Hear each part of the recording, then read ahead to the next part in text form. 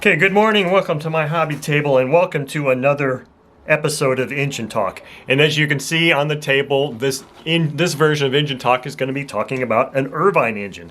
Now this is a brand new in box Irvine 40 engine. I have not actually gone to look on the review website yet to see what years this was produced or if there's a review of this exact engine. Irvine engines are kind of tough to find reviews on and understand exactly the iteration of it because they went through so many different variations. But this is the RC40 ABC with the silencer, and this is actually Irvine in England. So I am really hopeful that all of the folks here that are really overseas, and particularly in Europe, that run these Irvine engines, if the knowledge, and specifically Ed, since you sent me some parts for another Irvine 40 I had, can tell me more about when it was that Irvine's production went from England to China. Because I know I believe it was when they started making the red Irvines when they were in China, I believe. So this engine is complete with all these instructions, and it has a nice lead in to the next portion of this particular video of Engine Talk. So here's the operating instructions. It's just a wonderful manual. In fact, it actually has some really good instructions on running in or breaking in engines, which I'm probably going to maybe make copies of, or at least read some of this here in a few minutes, because breaking in an engine is always a topic that many people have, and what they say to do here is pretty much what I like to do, and they cover both ABC and ringed engine break-in. So here's another thing that's interesting that you don't always get from other manufacturers. You do from some, but it's a drawing, a dimension drawing that shows all the dimensions of the engine. And then here we go, we've got a parts list too, which is nice. What else do we have in here? Irvine 2-year limited warranty, I'm pretty sure, printed in England. Hobby Services, Interstate Drive, Champaign, Illinois. That would indicate that was Horizon Hobby, maybe? Hobby Services? I don't think Tower Hobby ever had that, but I'm not certain. And then this is another which ties into the second portion of this video very well, and it shows an exploded parts breakdown of the Irvine Jetstream 3040 airplane carb, and it shows all the different parts to include the let's see here, throttle. I thought it showed a throttle stop screw on here, or throttle barrel nut. Okay, but anyway, so that's going to tie in beautifully to the second segment of this video. So there is a couple of things that I thought were interesting and maybe a little bit odd about this engine. You can see how beautiful this thing is and how it's brand new, never been run. I like the fact that when you get an Irvine engine, typically you'll see like one of these dust covers, and this one says Irvine in it. I think I've even seen them in the carb also. So here's our exhaust. Beautiful, it says Irvine on there. It came with a glow plug installed, but I don't know, it's a Fox plug. And of course here's a wrench, couple of wrenches, no, can't see, yeah, it's a couple of wrenches, and it's interesting because one of the wrenches is a cutoff wrench, because this is like that FSR style thing where you've got to try to reach in here, and if you have just a long bit, it's really tough to do. But so there's something here, and of course, and here's a beautiful Jetstream carburetor, which we'll talk maybe not specifically about that one. But here's the things that I found a bit curious about this engine. If you look here, right here, this parting line, it looks really nice. Brand new engine. If you look here, now you can see that it's like part of the gasket's hanging out. And if you look here, you can really see the gasket hanging out there. So I'm curious about that. To me, it almost looks like, I don't know what to think of that. For those guys that have purchased Irvine engines new in the box, is this something you would normally see? I mean, I've seen it on other engines before, but for a new in box engine to look perfect like this on one side and then half the gasket or part of the gasket hanging out on the other is kind of curious to me. And then the final thing, yeah, it's really hanging out down here too. The final thing that I'm really puzzled about with this engine is this Jetstream carb is designed just to be a standard carb. It's a non-pumped engine, and yet it has this. There's a vent on the back of this crankcase cover, which to me tells me right away that this engine will never run properly until that's plugged. I don't understand why that would be there. Typically, you don't see things like that on the back of a two-stroke crankcase unless you're running a pump. That would be the only time that I'm aware of that you would ever have an opening in the case, because you have to have vacuum in here to draw the fuel in, and if this is left open like that, obviously you don't have a vacuum. So this is a curious thing to me, and I don't understand why, and it's not on the parts list. Let's see here, did it show the breakdown of the engine?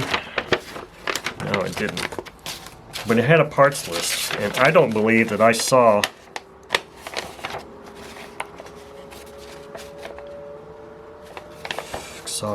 exhaust plug. I wonder if that exhaust plug is this plastic thing they're talking about here.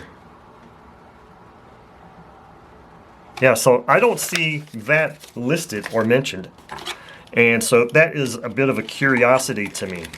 So part two, or actually let me go, instead of going to part two of this video right now, let me go and read these break-in instructions that they have written here, because I thought these were really fantastic. And if I can figure out, if I can just take a picture of it, unfortunately part of it carries over to the other page. Running instructions. This says running in. The purpose of running in is to allow close tolerance components of your Irvine engine to mate together. Now keep in mind this is an ABC engine. That is to say, with sufficient lubrication and cooling, yet without too much load. Ringed engines require a different procedure to ABC engines. With a ringed engine, the idea is to run it very rich for the first few tankfuls, punctuated by small bursts of leaner running to allow speeds to build up for short periods of time. This should be carried out at full throttle using the main needle jet to control speed changes. I often use the throttle, but whatever.